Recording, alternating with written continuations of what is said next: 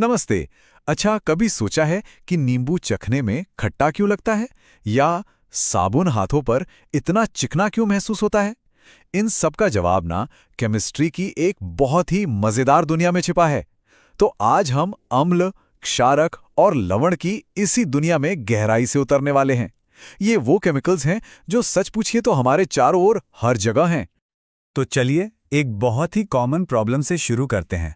कभी कभी ज्यादा खाने के बाद पेट में जलन सी होती है ना, जिसे हम एसिडिटी कहते हैं।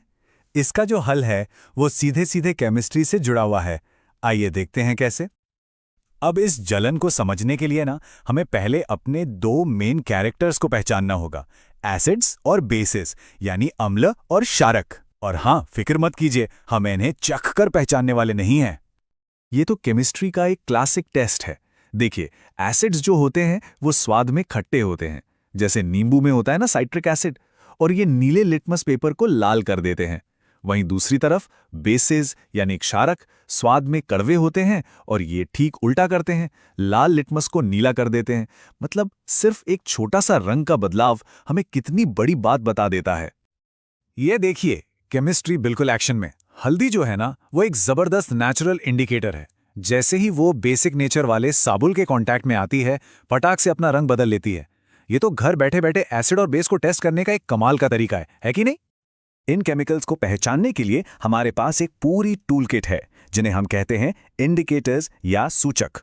कुछ तो हमें सीधे प्रकृति से मिलते हैं, जैसे लिटमस और हल्दी, और फिर साइंटिस्ट ने लैब में भी कुछ बनाए हैं, जैसे मेथिल ऑरेंज और फिनोल्फथेल। ठीक है, तो अब हम इन्हें पहचान तो सकते हैं, पर असली मजा तो तब है जब हम ये देखें कि जब ये दूसरे सब्सटेंस के साथ मिलते हैं तो होता क्या है। चलिए पता लगाते हैं। चलिए एक क्लासिक एक्सपेरिमेंट करके देखते हैं। सोचिए, हमने एक टेस्ट ट्यूब में जिंक मेटल के कुछ टुकड़े लिए। अब हम इसमें धीरे धीरे थोड़ा सा एसिड डालते हैं, देखते हैं क्या होता है। और वहां एक पॉप की आवाज आती है। ये जो खास पॉप साउंड है ना, ये एक पक्का सबूत है कि जो गैस निकल रही है वो हाइड्रोजन गैस है। तो इस एक्सपेरिमेंट से एक सीधा सा रूल साबित हो जाता है।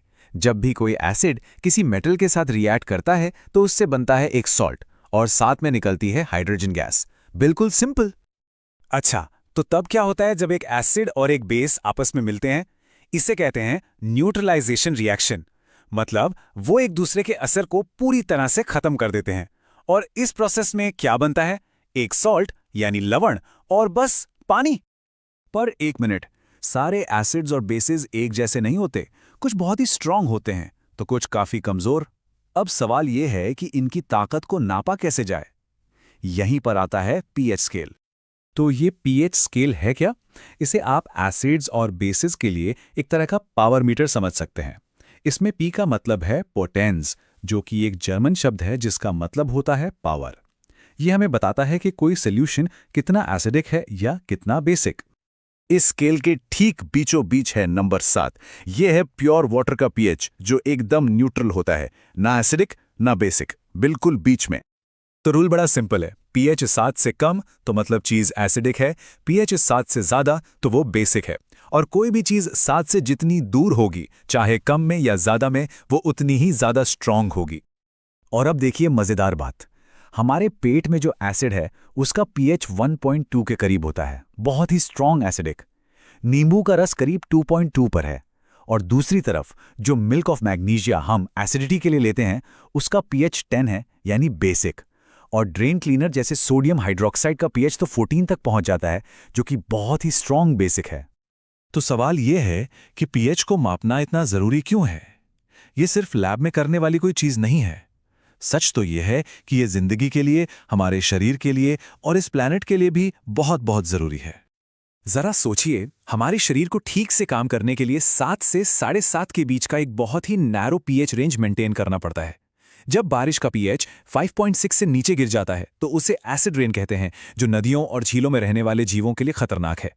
हमारे पेट में खाना पचाने के लिए स्ट्रांग एसिड होता है, और जब वो ज्यादा हो जाता है तो हम एंटासिड लेते हैं, जो कि एक बेस होता है उसे न्यूट्रलाइज करने के लिए। यहां तक कि हमारे दांतों की सड़न भी तब शुरू होती है जब मुंह का पीएच 5.5 से नीचे चला जाता है। ये सब कुछ पीएच का ही खेल है।